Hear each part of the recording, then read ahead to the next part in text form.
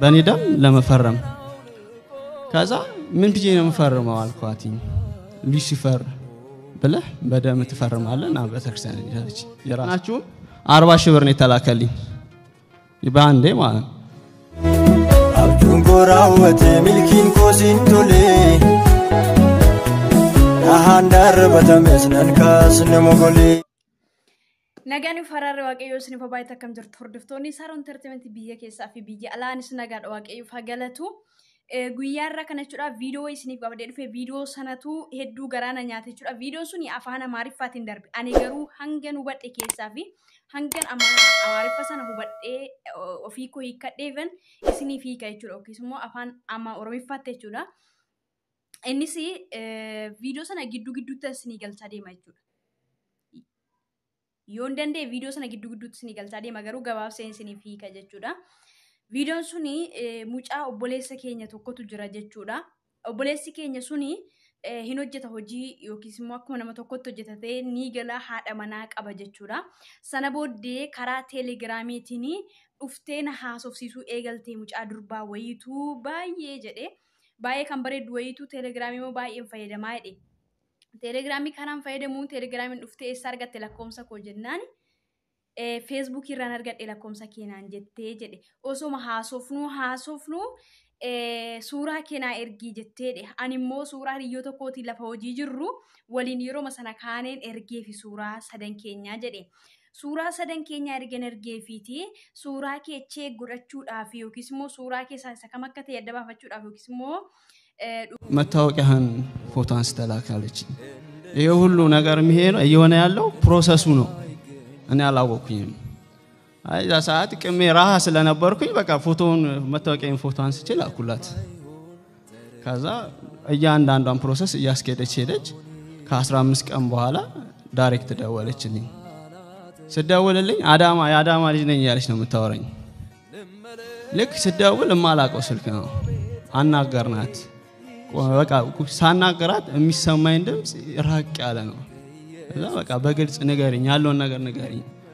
ማንነትሽን ንገሪኝ ከኔ ደወልሽልኝ ስላት ከግሪክ ነው ደወለችልኝ ዱጋ ምርከኔፈቹዳፊ መታወቃኬ ዮኪስሞ ወረቃ ኤኙማኬ ሱራ ካሲና ኤርጊ ጀቴዴ አን ዝም ብዬ ነው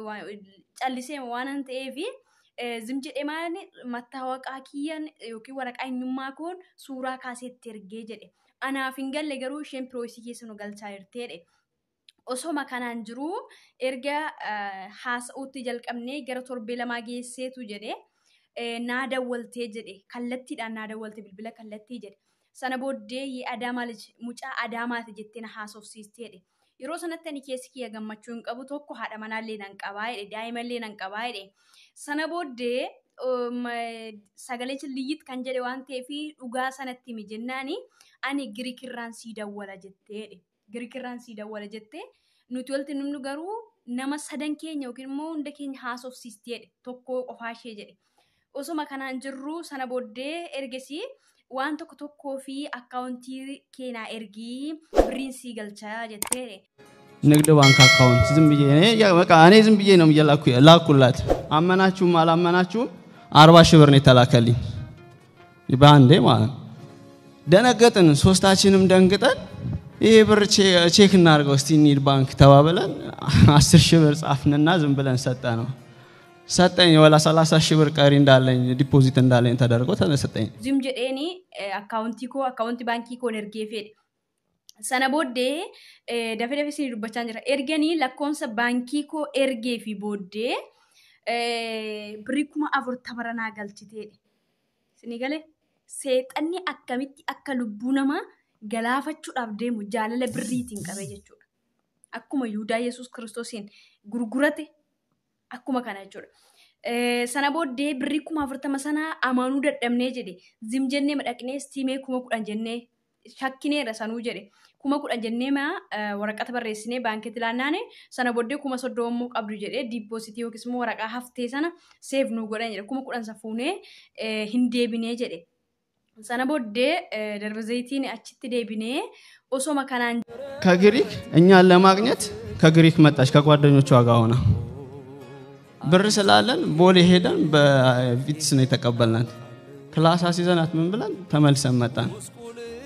ሄደን እናገኛታለን፣ እንዝናናለን፣ እንበላለን፣ እንጠጣለን። አትነግረንም። ብር የሚወጣው ብር እንጃ ለማመን ያስቸግራል። ቦርሳ ውስጥ የያዘቻቸው ብሮች በጣም ጨቅ የሆነ ብር ነው። ይወጣል፣ እንዝናናለን፣ እንበላለን፣ ሞጆ መተን እናድራለን። እኛ ጅሩ ሰነቦዴ ቱርቲሮ ሙራሳ ቦዴ ኑማ አርጉዳፊ ሂሪዮተ ሼ ወጀኔ ግሪኪ ባቴ ኢትዮጵያ ዱፍቴ Giriki baate Itoophiyaa dhufte sana booddee erga dhufteetii dhaqne sila sibrii ras nyaanne rawanteef dhaqne booleetti fuunee achi hinyaanna hin dhugnaa deebine immoo Naazreetiin osoma bullu bakka birrii humnaa ol baattee eessa akka isheen fidduun beekuu jedhe osoma kanaan jirru haadha manaa kummoo osuma keessatti nan dhoksaa'edhe wajjiinaa isaa galgala yeroo galu bilbila koo cufeen galaa'edhe sana booddee haati manaan ko birrii gaafa kiisii nagaltu eessaa fiddati birrii amma kanaan jetteedhe ani garuu ishee shawwadeeni hojii dabalataan hojjedha jedhaaniidhe garuu inni birrii sana keessaa nyaata jechuudha yookiin immoo birrii 666 yookiin birrii seexanaa sana jechuudha sana booddee isheen dhuftee godhanya seejiin makiinaa isaan qaban wanta hundumtuu kan liyyitti jedheedhaa'edhe ሰዓት ላይ ሐዋሳ እዚህ መጣው እንሂድ ሲሉ አልሄድም አልኩኝ እነሱ ሶስቱም ሆን መጡ ሌሎቹም መጡ አንድ ላይ እኔ አልመጣውኝም እዛ ስራ እየሰራው ስለነበረ እዚህ ተዝናንተው ተመልሰው ሲመጡ ደብረ ዘይት ተደውዬ ተጠራሁኝ ና ደብረ ዘይት ዛሬ እኔ ልመለስ 3 ቀን የቀረኝና ና እናግራልችኝ ሄርኩኝ ደብረ ዘይት ሄርኩኝ ቁጭ አለን በላን ጠጣን በቃ እኔ ነኝ ትንሽ ልብስ ምናምን ያለበስኩት እነሱ በቃ ባላቸው ብር ወንዶቹም ይለብሳሉ ሴቶቹ በቃ ዘንጠው ነው የሚይዙት መኪና ይገርማል የራሴው አብሬያቸው የነበርኩት ጓደኞች ማለት እነሱ ለካ ታሪኩን ነግሯቸው ምን ብለው አምነው ጨርሰዋል ደብረ ዘይት መተን የመጨረሻ ነገር አለ እና ያንን ነገር እናርገና እንለያይ ተባባለ ምንድነው የምናደርገው እንደዚህ በቃ ሙሉ ታሪኩን ነገረችኝ እያንዳንዷን ፕሮሰስ እንደጨረስኩኝና የመጨረሻ ፕሮሰስ ይቀረኝ በደም ለመገዛት በደሙ ለመፈረም ነበር በኔ ደም ለመፈረም ከዛ ምን ብዬ ነው መፈረመው አልኳትኝ ሉሲፈር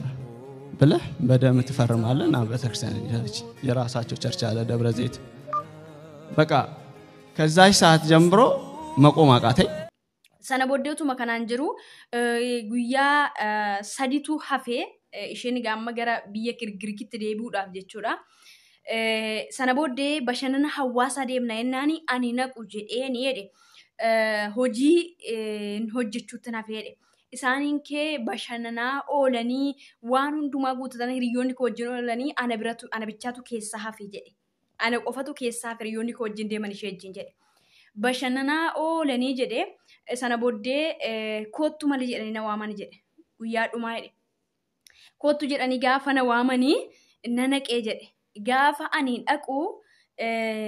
nyaannee dhugnee bakka ana bichaatu uffanne malee isaan ikkoo kan isaan uffatan iyyuu makiinaan san wanti hundumtuu isaa walii galaniiru jedhe obboleentini godeenyonni koo warri na wajjin duraan ishee jana jedhe walii galaniiru jedhe bakka wanta isheen jette hundumaatti farramanii walii galaniiru ani garuu kana hin beeku jedhe kanaafi ulaagaan numtu guutamee fi makiinaan sani uffanni isaanii liyyit kan jedhedha ana bichaatu uffanneedha sana booddee erga nyaannee dhugnee booddee piroosisii xumurteetti gasheen amma jedhe maaliif mattaawaqaa isa fudhattee waraqaa eenyummaa isa fudhattee achirra wanta hundumaa piroosisii maallaqaa illee isa sooraa turte waan ta'eef piroosisii hundumaa illee xumurteetti jechuudha osoo piroosisii hundumaa xumurtee gara isaanii dhufin immoo waa'ee nuu ergiti jedhe liyyit kan jedhe waa'ee nuu ergiti sana booddee sun mallaayina kooddii keessanii jetteedha yookiin mallattoo kooddii kennameef jechuudha achi booddee isa dhumaa qofatu nu hafee kana booddee isa qofa mallatteessitaa naan jettee jedhe sana booddee ani waan tokko waan hin beekun qabu ijoollee warra sun egaa mallatteessanii xumuraniiru jedhe achiin kee booddee gaafa isaanii akkas maalidhaa yoo hin jedhu immoo jedhee dhiiga qofa mallatteessuudha yookiin immoo dhiiga koo seexanaaf mallatteessuu qofaadha jedhe Lucifer jedhe seexanaaf mallatteessuu qofaaf dhiiga mallatteessuu qofatu na hafe jedhe sana booddee gaafa isheen dhiiga kee seexanaaf yookiin immoo Lucifer jedhiiti mallatteessinaan jette kan Lucifer jechuun egaa seexaniin biyya lafaa kana seerra tokko gaafa keessattuu bara dhumaa jechuudha yookiin immoo guyyaa sassabbitti dhallamaa addunyaa kanarree godaanu keessatti akkanitti dhiiga namaa sooratu hin beektu jechuudha namni waaqayyoon abboomne seexanatu soorata dhiiga isaa jechuudha Isa kana beekamaadha. Sana booddee akkas zadi farraminaan jettee yeroo sana keessatti jedhe rifaatu guddaatu narri fe'ee jedhe dhaqni kiyya naan qaxaqqaxee jedhe achi booddee kottu seeni makiinaa naan jetteedhe. Kottu seeni makiinaa naan jettee achi booddee baajaajii na bira irraan immoo baajaajii koo yaabbadheeni nan galee jedhe bilbila koo nan cufadhe jedhe. Keessa kaayeen harkaa ba'ee achiin kee mana galee haadha manaa kootiinii naasuudhaaf anni kee waan na hanqata qaxuuf yookiis immoo na hurguufuu fi deemii hiriyoota kee bira jedheen jedhee guyyaa 3 bilbila koo cufeen kaayee jedhe. Hojii irraanis guyyaa 3 ta'e jedhe. Sana booddee bakka amanuun dadhabe jedhe. Achi gaafa guyyaa 3ffaa bilbila koon banee iddoo hojiidhaaf sababa jedheen jedhe. Sana booddee gaafa bilbila koo banuu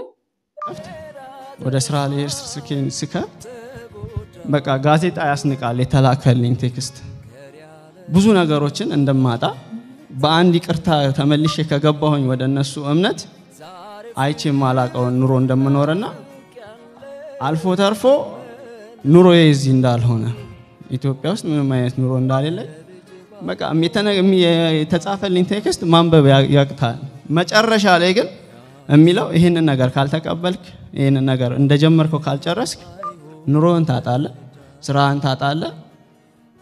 ሙሉ ነገር ቤተሰብ የሚባል ነገር አይኖርም መጨረሻ ላይ ግን ታብዳለህ ነበር የተባልኩት ሚሴጅሽና በሬሲቴ ጀዴ ጋዜጣ ሜቀታ ጀዴ sana booddee bakka kana jedhi waan an fixuun qaboodhe sana booddee dhufeeyyoon ifama gaafadhee amma dhaqee dhiiga koo hin mallatte sootee akka adagaa gurguddaan irra ga'u natti himtee jedhe achuma irratti dabaltee immoo deebistee jedhe isa dhumaa immoo jedhe jireenyuma ammaallee Itoophiyaa keessallee akka hin jiraanne illee jedhe isa amma irra jirtu hundumaayyuu diigamee jireenyi kee akka diigamee yookiis immoo abbalaasha'ee dhumarra immoo akkati ibdii yookiis immoo maraatuu jechuudha akkati maraattuudha naan jettee isa macarrashaa naan jedhe. Sana booddee baqqaanii jeeqamee nan jeeqamee haadha manaa isaatiin koonillee gargariin ba'ee achi booddee bilbila manatti dhiisee ba'ee bilbila telegiraamii seentii wanta hundumaa kana argitee haati manaan koo sunillee jedhee achiin kee deebi'een baqqaa gara maatiitti hangaleedhe gara jireenyi koo hojiirraalee nan ari'ame jedhe akkuma isheen duraan jette sana duraan hojii gara birrii 7,000 akkasiin nyaadha jedhe. Achi hojii kusaarra wanta darajaan yookiis immoo sadarkaa irra jirurra gadi deemaan dhufee jedhe. Achiituman jedhu abbaan hojii keessaa na ari'ee dhumarra shaanxaa tokkittiin mana abbaa kootti daa'ima koo fudhadheen galee jedhe. Sana booddee daa'ima kiyya fudhadhee galee iyyuu fiilmii faan laala bakka harqeeffama tokko faan nugaa sana utuma fiilmii faan laalu obboleettiin koo tokko immoo kiristaanaadha jedhe. Achi ergasii cherchii simmoon dhaqnaa jedhe. Cherchii osoo dhaqnu afurri sinullee cherchii keessatti dhaqa inni iyyeen irraa ba'ee faarfannaa malee yeroo isaan immoo guyyaan kun guyyaa keeti jedhan egaa hin beekama akkuma macaafa qulqulluu irratti jedhu guyyaan fayyinaa har'a keessaayyuu ammaa jedha. Guyyaan fayyinaa har'a keessaayyuu amma. Dhalli namaa kamiyyuu har'a fayyuu danda'a sa'aatii fi sekendii ammaatti fayyuu danda'a macaafa qulqulluutu ragaa ba'a waan ta'eef jechuudha. Yeroo sana ani immoo badaa dhimma isaan qaboodhe. Dhumarra waldaa keessatti jedhee afurri suni ani hin beeku kufuu koo qofan beeka sana booddee lafa aarsaarratti dhumarra of argee narraa lafa lafee akkamitti akka jalqabellee afurri hamaan sun jechuudha akkasuma Lucifer 666 sun narraa ba'ee birrii 40,000 miseensa 666 karaa hin beekamneenan keessatti kufee jedhe karaa hin beekamneen keessa seenee 666 miseensaa keessan ture. Egaa obboleessi keenya kun waaqayyo isa gargaaree keessaatti ba'eeti kan inni jiru. Kanaan wal qabatee immoo obboloota keenya meeqatu akka kanatti maallaqaan goyoomsanii meeqa bitanii lubbuu isaanii fi jireenya isaanii seexanaaf farramanii meeqatu jiru laata. Mucaan kun egaa amma keessa waaqayyo isa baasee utumatti fokkoranitti dhaadataniyyuu seexanni abbaan sobaa silayyuu onneen qabu hin dhaadatan sodaacharraa kan hafe jechuudha. Waaqayyo isa keessaa baaseera jechuudha. Obboloota koo waa tokko isin hin dhaama. Haasaa softanii fi nama walitti dhufu wajjin walitti dhuftan hunduma isaayyuu gama ilaalaa akkasumatti nama ittiin siqinaa jechuudha. Sababiin isaayyuu bara hammaataa fi bara fokkisaa kana keessa jechuudha. Bara seexanni haxxummaatiin dhaloota bitaa fi gurguraa lubbuu dhalootaa dhiiga dhalootaa bitaa jirudha jechuudha. Kanaafiyyuu of eeggannoon barbaachisaadha. Barnoota sirraa argattu jedhee yaada jechuudha. Meeqa tokko kanatti qabamee jira